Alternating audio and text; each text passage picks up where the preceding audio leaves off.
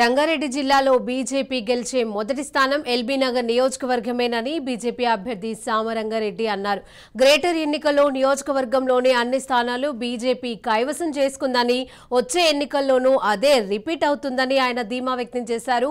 అసలు తనకి పోటీయే లేదని, బాజీ మెజారిటీతో గెలుస్తామంటున్న ఎల్బీనగర్ బీజేపీ అభ్యర్థి సామరంగారెడ్డితో మా ప్రతినిధి Vikrant Reddy face to face.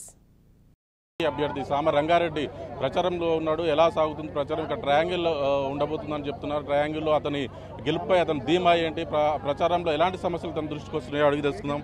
ముందుగా ప్రచారం ఎలా ఉంది, ఎలా సాగుతుంది? ప్రచారము భారతీయ జనతా పార్టీ కార్యకర్తలు కానీ కార్పొరేటర్లు కానీ ప్రతి ఒక్కరూ మేమే క్యాండిడేట్లము, ఖచ్చితంగా భారతీయ జనతా పార్టీ గెలిపేయాలని చెప్పేసి గత వారం 10 రోజుల నుంచి ముమ్మరంగా ప్రచారాన్ని మొదలుపెట్టారు. బ్రహ్మాండ జరుగుతూ ఉన్నది. ముఖ్యంగా ప్రజల ఆశీర్వాదం ఉన్నది. ఈరోజు మన ప్రియతమ ప్రధాని నరేంద్ర మోడీ గారు వారు ప్రవేశపెట్టిన సంక్షేమ కార్యక్రమాలు కావచ్చు, వారు దేశం పట్ల వాళ్ళకున్న చిత్తశుద్ధి కానీ, ప్రపంచంలో దేశాన్ని ఏ స్థాయికి నిలబెట్టాడు. ఈరోజు ముంగట యువత కానీ, మేధావులు కానీ, ఈరోజు చాలామంది సీనియర్ సిటిజన్స్ కానీ మేము తిరుగుతూ ఉంటే వాళ్ళు సాధారణంగా వాళ్ళు ఆహ్వానిస్తూ ఉన్నారు. ముఖ్యంగా మహిళలు అయితే స్వచ్ఛందంగా ముందుకు వచ్చేసి అన్న ఖచ్చితంగా భారతీయ జనతా పార్టీ గెలవాలి, భారతీయ జనతా పార్టీ గెలిస్తేనే న్యాయం జరుగుతుంది, భారతీయ జనతా పార్టీ గెలిస్తేనే ఈరోజు మేము నరేంద్ర మోడీకి ఏమి ఇవ్వగలుగుతాం, ఓటు తప్ప ఏమి ఇవ్వగలుగుతాం. ఖచ్చితంగా మేము ఓట్ల రూపంగా నరేంద్ర మోడీ గారికి సంఘీభావంగా వారికి సన్మానంగా ఓట్లతో సన్మానం చేస్తూ ఉన్నాం అనే విధంగా వాళ్ళు ముందుకు వస్తూ ఉన్నారు మహిళలందరూ కూడా. కాబట్టి యువత చాలామంది నాకే భయం వేస్తూ ఉన్నది. ఎవరో తిరుగుతూ ఉంటే ఇందాక ఒక మీటింగ్ అయింది, ఒక వెలిప్రవేశం మీటింగ్ అయితే అక్కడ పోయి వస్తుంటే ఒక ఆయన వచ్చేసి అన్న నేను అమెరికాలో ఉంటా, నెల కోసం అని లీవ్ పెట్టుకుని వచ్చినా, నేను కేవలం పార్టీ పనిచేస్తానికి వచ్చినా, నాకు ఏం అవసరం లేదు, నేను మొత్తం పనిచేస్తున్నాను చెప్పేసి ఈమె ఎక్కడ పోయినా కానీ యువత చాలామంది ఈరోజు సాఫ్ట్వేర్ ఉద్యోగస్తులు కావచ్చు, లేదంటే పెద్ద ఉద్యోగస్తులు కూడా లీవ్ పెట్టుకొని ఇందాక ఒక అడ్వకేట్ అమ్మాయి వచ్చింది, వచ్చేసి అన్న నేను కోర్టుకు 10 రోజులు రానని చెప్పి మా సీనియర్కి చెప్పేసి నేను వస్తలే అన్న, రోజు నేను ప్రచారం నిమిత్తమే. ఈ విధంగా చాలామంది భారతీయ జనతా పార్టీ గెలవాలి, నరేంద్ర మోడీ గారి నాయకత్వాన్ని బలపరచాలని చెప్పి ఈ విధంగా స్వచ్ఛందంగా చాలామంది, వందల మంది, వేల మంది ఈరోజు పనిచేస్తూ ఉన్నారు. ఖచ్చితంగా భారతీయ జనతా పార్టీ మాకు పోటే లేదు. ఈరోజు ప్రజల ఆశీర్వాదం ఉన్నది, మాకు ప్రజలు వాళ్ళ మన్నన ఉన్నది. మొన్న జిహెచ్ఎంసీలోనే మాకు భారతీయ జనతా పార్టీ బలమేందో ప్రజలు నిరూపించారు. ప్రజలు మా పక్షాన ఉన్న విధంగా మొన్న 40,000 మెజార్టీతో మాకు జిహెచ్ఎంసీ కార్పొరేట్ని గెలిపించారు ప్రజలు. కాబట్టి ఖచ్చితంగా ఎల్బీనగర్ నియోజకవర్గంలో భారతీయ జనతా పార్టీ భారీ మెజార్టీతో గెలవబోతాం. ప్రజల్లోకి వెళ్ళినప్పుడు ఎలాంటి సమస్యలు మీ దృష్టికి వస్తున్నాయి? ప్రధానంగా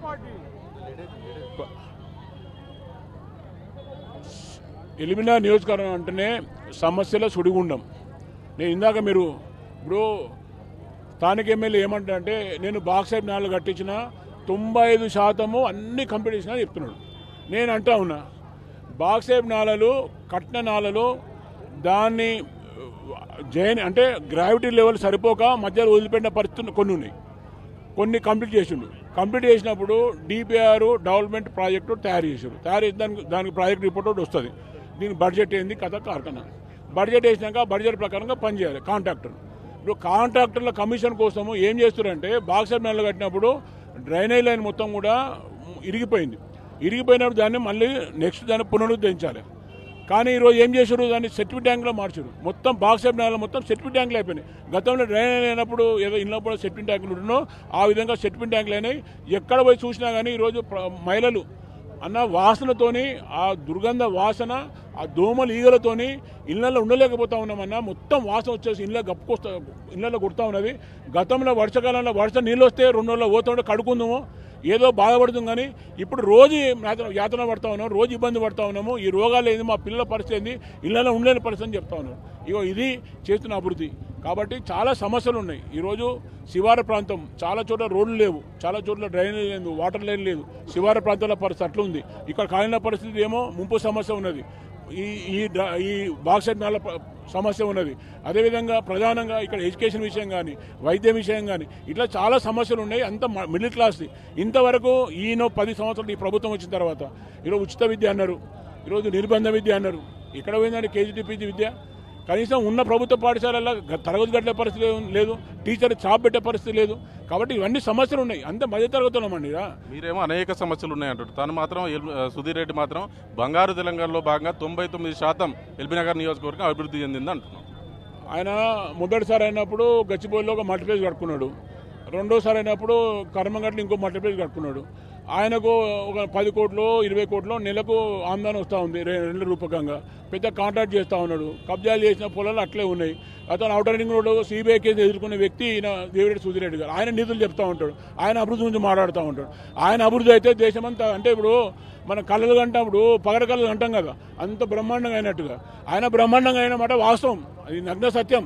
ఎందుకంటే ఆయన చేసిన అఫిడవిట్లో ఆయన 2009లో ఆయన ఎలక్షన్లో పాల్గొన్నప్పుడు పోటీ చేసినప్పుడు అఫిడవిట్లు ఏం చేయించిండు, 2018లో అఫిడవిట్లు ఏం వేసిండు, 2023లో ఏం అఫిడవిట్, ఆయన పిల్లల అఫిడవిట్ కానీ వాళ్ళ భార్య భర్తలు కానీ తీస్తే తెలిసిపోతుంది కదా ఏమున్న కథ అని.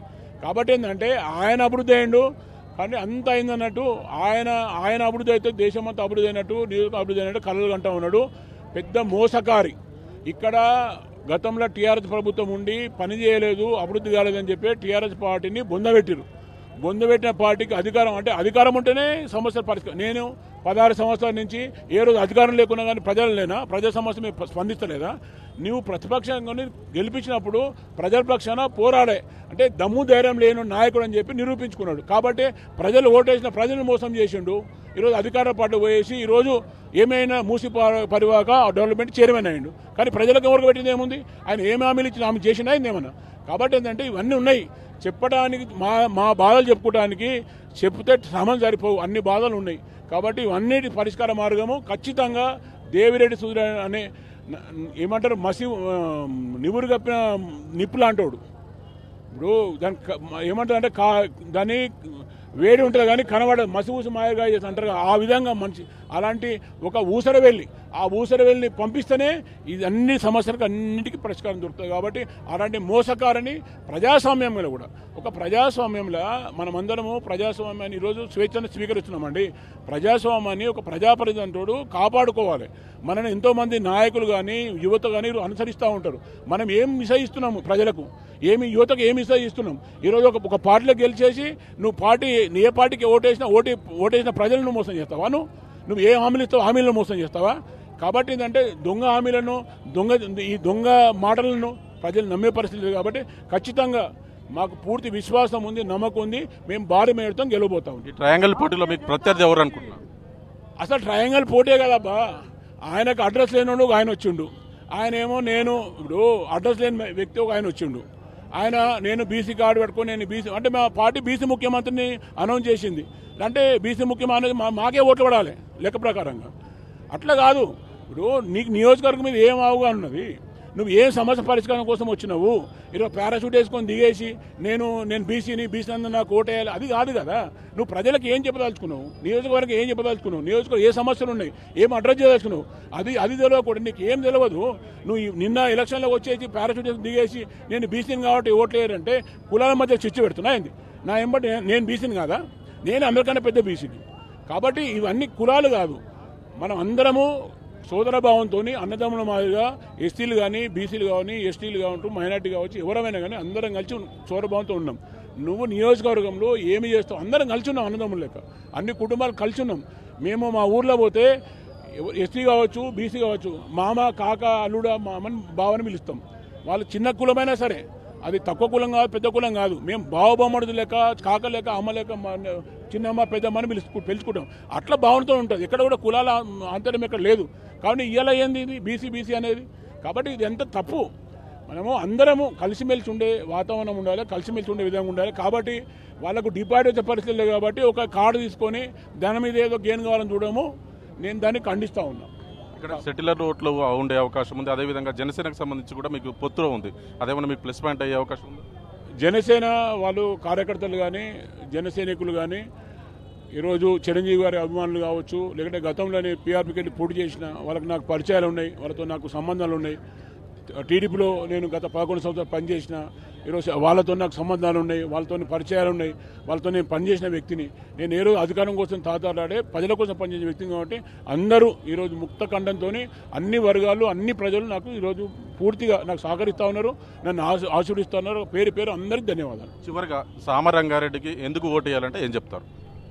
సామరంగా ఎందుకు ఓటేయాలంటే, సామరంగా అంటే వ్యక్తి ఏ రోజు అధికారం కోసం తాతాలాడలేదు. 16 సంవత్సరాల నుంచి ప్రజల పక్షాన పోరాడిన వ్యక్తిని, ప్రజా సమస్యలు వెలిగిన వ్యక్తిని, ప్రాంతం గురించి పూర్తిగా నాకు తెలిసిన వ్యక్తిని, ఏ ప్రాంతంలో ఏ సమస్య ఉందో సమస్యను పూర్తి అవగాహన వ్యక్తిని కాబట్టి నేను ఓటేయమని అడుగుతా ఉన్నా. నేను మీ మధ్యలో ఉన్న వ్యక్తిని. నేను ఇక జూబ్లీస్కు బంద్ చేసుకొని పార్ట్ టైం వ్యక్తిని కాదు. ఇప్పుడు స్థానిక ఎమ్మెల్యే ఉన్నాడు దేవిరెడ్డి సూర్యారెడ్డి. ఎప్పుడు వస్తాడంటే పొద్దున 6ంటికి వస్తాడు, 11ంటికి పోతాడు. మరి 11 నుంచి మళ్ళీ తెల్లారి 6 వరకు నువ్వు ఏం చేస్తున్నావు సమాధానం చెప్పాలి. నేను 24 గంటలు ఇన్నే ఉంటా. నా ఫోన్ ఎప్పుడు ఆన్లైన్ ఉంటుంది. ఏ రాత్రి 1 గంట చేసినా, 2 గంటలు చేసినా, తెల్లారి 3 గంటలు చేసినా నేను పలుకుతా, ఆ విధంగా స్పందిస్తా. కాబట్టి ప్రజలు ఉన్న వ్యక్తిని కాబట్టి నేను మీకోసం పనిచేసే వ్యక్తిని. ఏ రోజు అధికారం కోసం చేయలేదు. ఇప్పుడు అధికారం వచ్చినా కానీ మీకు సమస్యలు ఉన్నాయి, ఆ సమస్యలు తీయడం కోసం నాకు అధికారం అడుగుతుంది తప్ప నా కోసం అక్కర్లేదు. నా కోసం అంటే నేను పార్టీ మారే వ్యక్తిని, ఏదో అధికార పార్టీ నుండి ఏదో తెచ్చుకునే వ్యక్తిని అది కాదు కదా. వాళ్ళు చాలా ఇబ్బందులు ఉన్నాయి. ఆ ఇబ్బంది తొలగించాలనే నేను గత 10 ఏళ్ళంతా కష్టపడతా ఉన్నాను, వాళ్ళతో ప్రయత్నం చేస్తూ ఉన్నాను. కాబట్టి ఈసారి భారతీయ జనతా పార్టీ ఒక కార్యకర్త అవకాశం ఇచ్చింది. ఖచ్చితంగా అవకాశాన్ని ప్రజల కోసం వినియోగించే విధంగా మీరు ఆశీర్వదించండి, మీకోసం పనిచేస్తానని నేను చెప్తా ఉన్నాను. Thank you. మొత్తానికి ఇది ఖచ్చితంగా బీఆర్ఎస్ ఎమ్మెల్యే వల్ల అన్ని రకాలుగా నియోజకవర్గం వెనకంజలో ఉంది. ఖచ్చితంగా బీజేపీకి ఓటేసి గెలిపిస్తే అన్ని రకాలుగా కూడా అభివృద్ధి చేస్తారని బీజేపీ అభ్యర్థి సామ రంగారెడ్డి చెప్తున్నారు. కెమెరా పర్సన్ అమర్తో విక్రాంత్, ఎల్బీ నగర్.